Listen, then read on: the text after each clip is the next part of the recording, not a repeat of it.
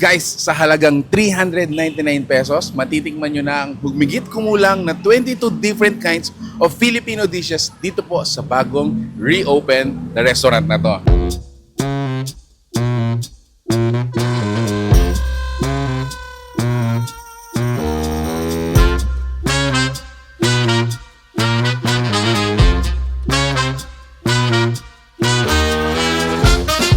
Congratulations, Bariotica.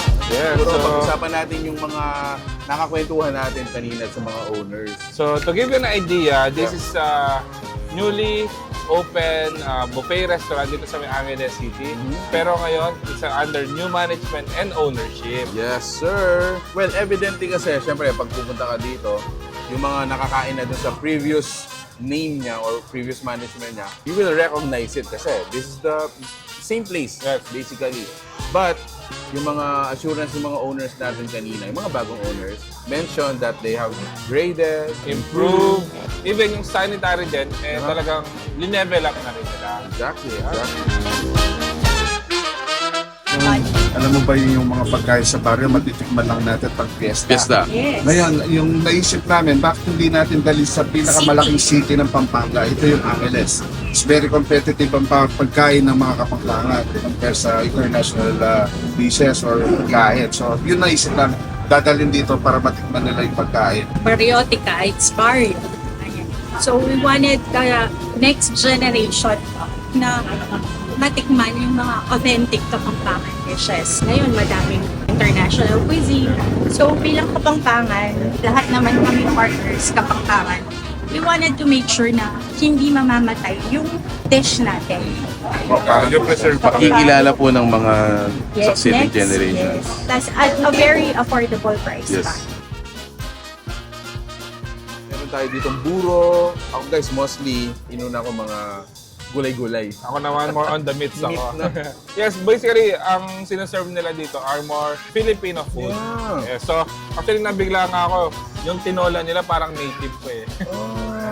Proud Kapampangan restaurant. Mga sinaserve po nila dito, sabi nga ni Mark, mga Filipino dishes. And isa sa mga purpose ng mga owners natin dito, kumbaga, yung mga bagong generation, talagang makilala nila yung mga pagkain Pinoy. And the concept pa is when you say barrio, kapag may fiesta po, di ba? Yung mga neighbors, tulong-tulong to prepare food. Parang it's not just like preparing food It's a way of life na mapapass on sa next generation yung mga dishes. We wanted to have that impact, lalo na sa mga bata ngayon. Diba? Na huwag kalimutan yung dishes natin. So dito guys, no, pansin nyo yung dining area natin. I think it can accommodate how many? Like 200? 250? Siguro ganun karami. Meron din siyang section dito guys that is somewhat secluded. Yes. Papareserve nyo lang po yun kung meron po kayong mga events or location.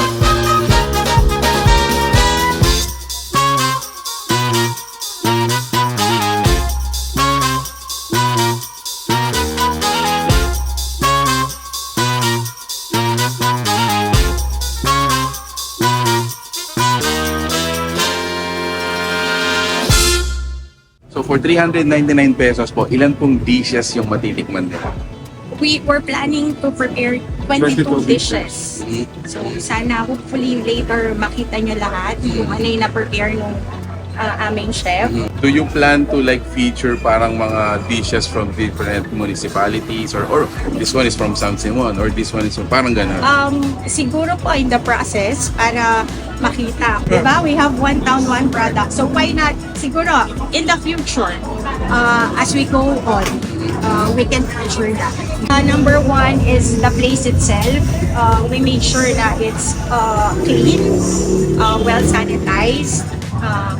Tapos, yung mga restroom, we made sure na malinis din.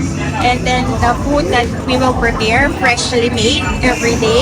And then, we have a certain break. Let's say we will serve lunch from 10 a.m. until 2 o'clock. And then, break yung 2 to 5 preparation for the dinner naman. So, we wanted to make sure na we serve freshly cooked meal.